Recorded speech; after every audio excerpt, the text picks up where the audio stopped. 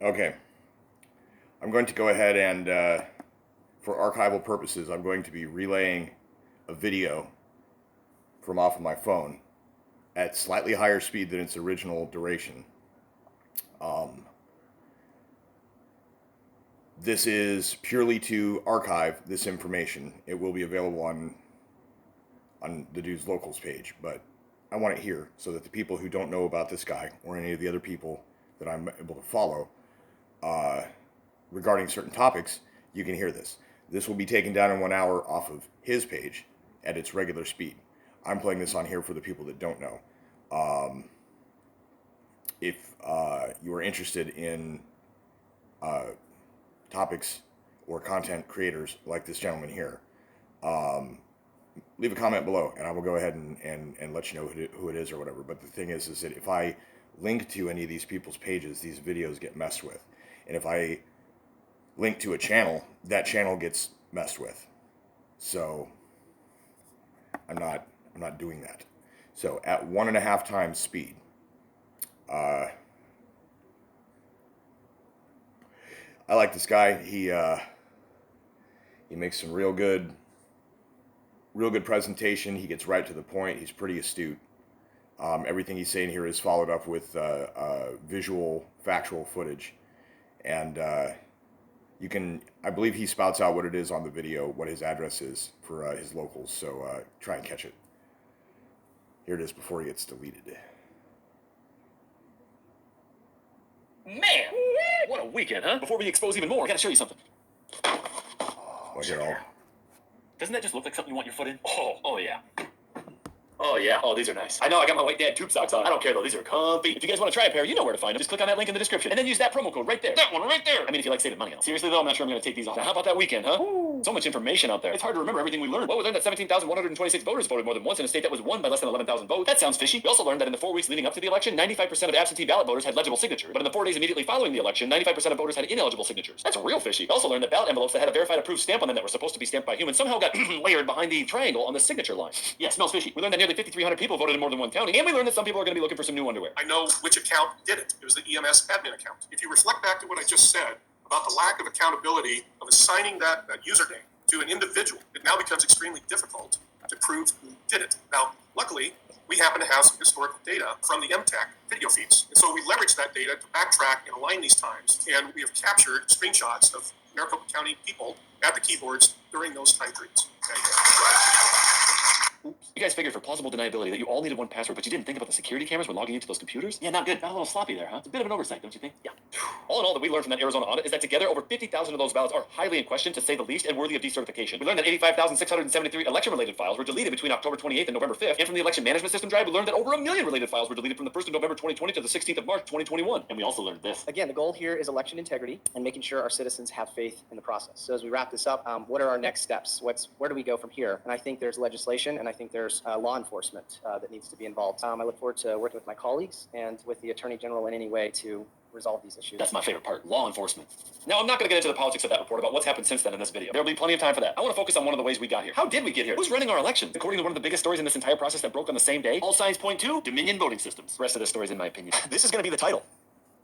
Fulton County, Georgia, Atlanta, paid Dominion $2 million to staff and run their elections at a rate of $2,000 per person per day. What? Yeah, but Brian, you got to back that up with some receipts. I have the receipts. Oh, okay. And you want to know what else is crazy about this? The county paid for it in part with CARES Act money, you know, COVID relief money, and grant money they got from the CTCL. Check it out. Funding as well as procurement approvals came from outside our department. These additional funding avenues were unavailable in the past and gave us significant resources from which to draw. Our budget increased 2.5 times over the original allotment at the beginning of 2020. The additional funding sources include CARES Act monies and 3 different grants from the CTCL. And here are the receipts. Here's an invoice for $261,000. Here's one for $407,000. And here's one for $1,297,260. And just look who they're billed and shipped to. Our good buddy, the Fulton County Elections Director, Richard Barron. He's back! Rick's just the gift that keeps on giving, you know? God, I love that guy. And after Fulton County's administrative manager, Brenda McLeod, signed off on this invoice, she was asked about whether or not she had supporting documentation for the on-site services offered by Dominion. She goes on to say, quote, "I do not have any supporting documents. This was an emergency, and I was instructed to pay the invoices." You'd think with an answer like that, she'd have the media banging down her door looking for answers. What kind of emergency was this? And who specifically instructed you to pay those invoices? Specifically. You'd think an answer like that with a situation like this would demand questions that warrant answers. I got another one. What was it that Dominion was paid to do? It looks like they basically outsourced the whole election,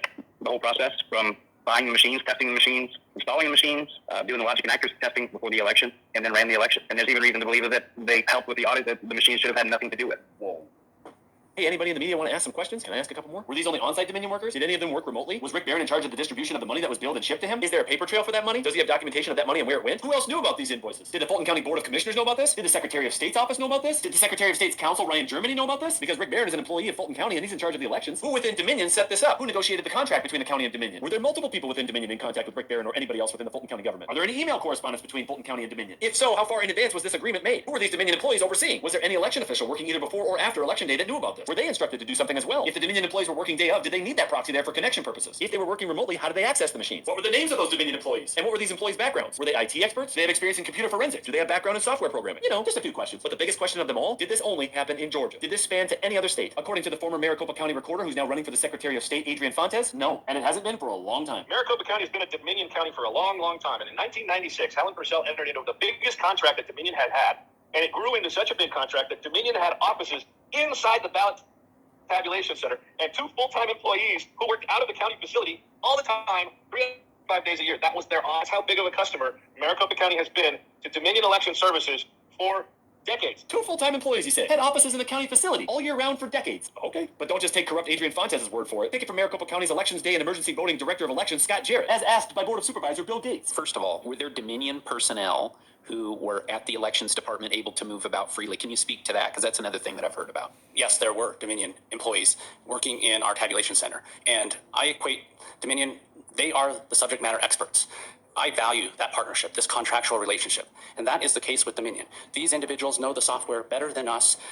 They train our employees through the contractual relationship. We rely on their expertise to ensure that we can provide a accurate, reliable election for Maricopa County voters. We rely on the best in class, the subject matter experts to do the work. Here in Phoenix, we look at Phoenix Sky Harbor, right? The city of Phoenix owns the airport, but we don't have the city of Phoenix employees flying planes, right? We have these private companies that bring in their planes. They hire the pilots. They hire the experts to fly. We as passengers trust that these experts are going to get us to our destination safely. Except the pilot's destination is, Honolulu, and Dominion's destination is, We have put together, I think, the most extensive and inclusive voter fraud organization in the history of American politics. Now, I wonder if there's an option to FOIA request invoices in Arizona, too, because I'm sure Jan Bryant in Arizona would have a lot to say about this as well. Everybody raves about how well run and how tight this room is that we were working in. I was in the tabulation center, the glass and the servers in a glass room, and all the computers are on a single cable that you can see.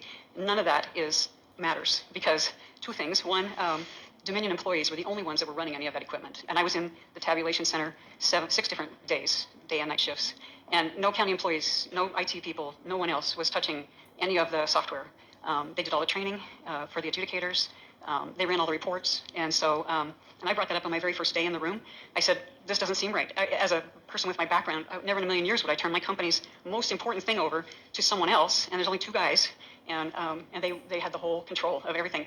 I also participated in the random ballot selection for hand audit. Even that Dominion ran the reports for. So no one, they knew exactly what was in the hand audit boxes. That made me nervous also. And as a senior manager over big projects, never in a million years would I have allowed some of the stuff that I saw going on there. And how about this? The county, Maricopa County, reported to the auditors today that they do not have the password to look into the administrative functions of the machine. That's different than the actual normal everyday function. If you think of it like your computer, a lot of people can log in as users, but very few people can log in as administrators. So when the auditors were examining the machines, they were examining it as a user. And then they reached the point where they needed the administrative password. And when they reached back out to the county was forced to acknowledge that they didn't have the password, which means they didn't have it for the election, which means they did not have any control over the machines for the election. So we have receipts in Georgia indicating Dominion ran the election there, and multiple testimonies in Arizona indicating a heavy Dominion presence as well. 2 consequential swing states. I wonder if anybody else in another state indicated that Dominion had a presence there as well. My name is Melissa Carone. I am a resident of Wayne County. Michigan, too? I have a background in IT and cybersecurity.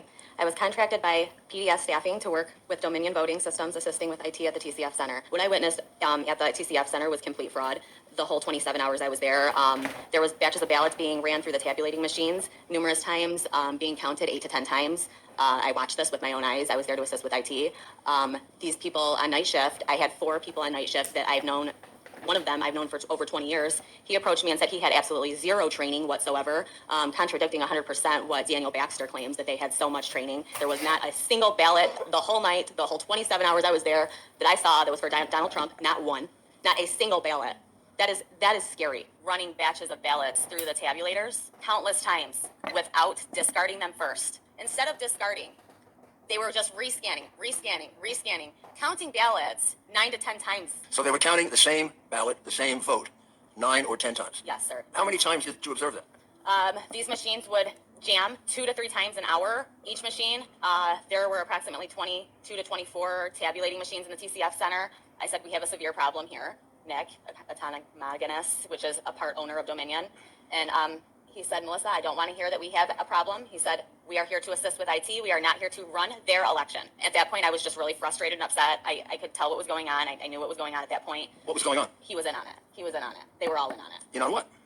They were cheating. And when he caught on to me knowing that he was in on it, he just wanted nothing to do with me. Good grief. 3 consequential swing states in which Dominion has seemingly total control of their elections. I just find it very coincidental and highly unlikely that with all the states that use Dominion, they're not involved anywhere else. I mean, are they involved in this capacity in Wisconsin? Because over half of their 72 counties either use Sequoia or Dominion as their voting tabulator machine. I don't know. Guys, this is such massive news. The company that provides tabulators for the majority of the swing states counties has in some states reported full-time employees that have offices at the county itself have, again, in some states, seemingly full control of election day procedures and logistics, all while being a public company and unelected employee partially funded by grant money supplied by America's biggest social media CEO. This is the literal unconstitutional and illegal handing over of our elections to people who were not elected to do that job. You did not elect Dominion to run your election. I didn't see them on the ballot. Did you? This is corroborated corruption of the highest order. Allegedly. And it only ends when we demand that it ends. Call Governor Brian Kemp and Secretary of State Brad Raffensperger and demand that those machines be removed from the state. Email each of your individual county commissioners and tell them you do not want Dominion in your counties anymore. For those of you in Georgia, donate to voterga.org and help Garland in his lawsuit get rid of those Dominion machines statewide. For those of you in Arizona, don't vote for that corrupt piece of trash Adrian Fontes for Secretary of State. Steve Shukri was right. He's a scumbag. And in Michigan, demand from Ed McBroom and Mike Shirkey a full forensic audit, including those damn machines. We will not have private money from a non-profit pay public companies to run our elections anymore. Let's rise up and take our elections back, because if we don't, we won't have a constitutional republic to call our own anymore. It's up to us, guys. Don't wait till this globalism reaches your door. By the time they come knocking, it's already too late. Now, it's interesting that this county in Arizona,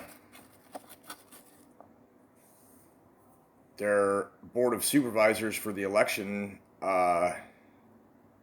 claimed that they couldn't hand over certain key pieces of hardware that were initially connected to the voting machines to the audit because it would interfere with law enforcement, because law enforcement apparently had a use for them as well, which is illegal. They're not supposed to be able to do that. They're supposed to be legally prescribed to be dedicated devices only for this purpose, and they're not supposed to be on the internet, even though they were. And as he was saying, there's proof that these anonymous, atypical anonymous logons that they found throughout the night could have been people remotely working the system. As far as what they believe their role to be in managing the election or whatever. But what they were doing was managing the data, I believe.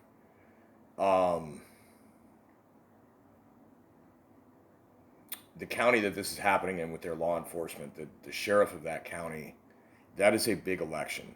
That is not the local 100,000 people vote on who's the sheriff, and in reality, on average, 45,000 of those people vote or think to vote for the sheriff.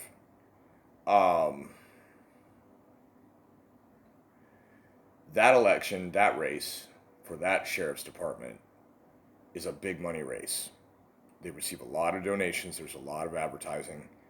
And the guy that is currently the sheriff in Maricopa, and I believe has been since before that election,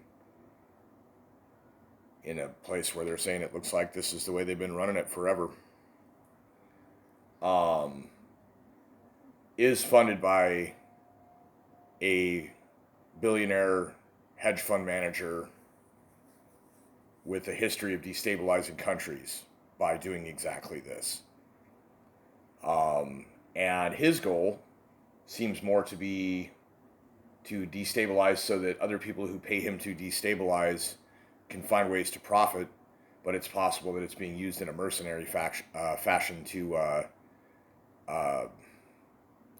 weaken the economy for another country to devastate and then dominate in the world market, or other multiple countries teaming up.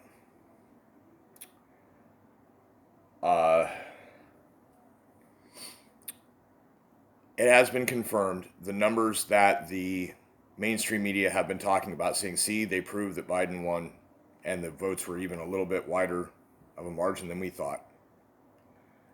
That is, in fact, the unadjusted count for the fact that the audit took place. There has been no accounting to the other things that I've mentioned, that there are several. He mentioned the same thing. There's other people talking about it. There's a lot of things that they're still waiting on.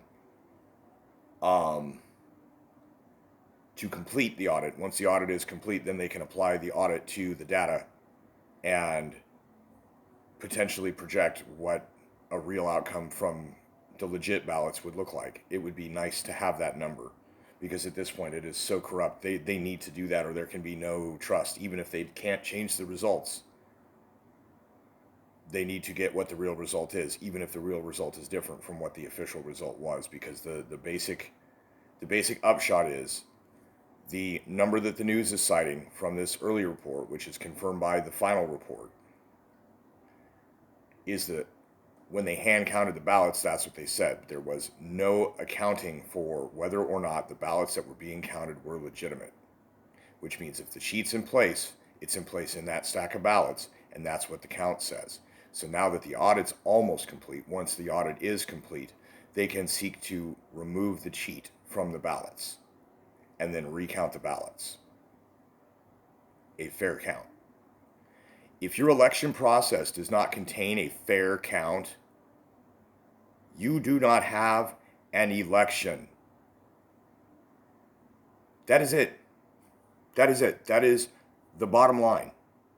And it's been proven in one state. It's about to be proven in several other states. More and more people are getting behind it. Even if you don't live in one of those battleground states, write your governor, write your state representatives. Tell them you want to guarantee accountability and transparency in our elections. Tell them that we need to have a process of auditing our own elections, and to get on the process of doing so we can guarantee and certify that our elections are real.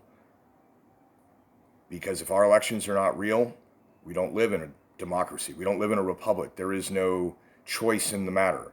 That makes us serfs in a fiefdom of corporate oligarchy and puppets pretending to be politicians. Proof positive is what they've got now, and more places are going to have it. Proof positive that the fix is in.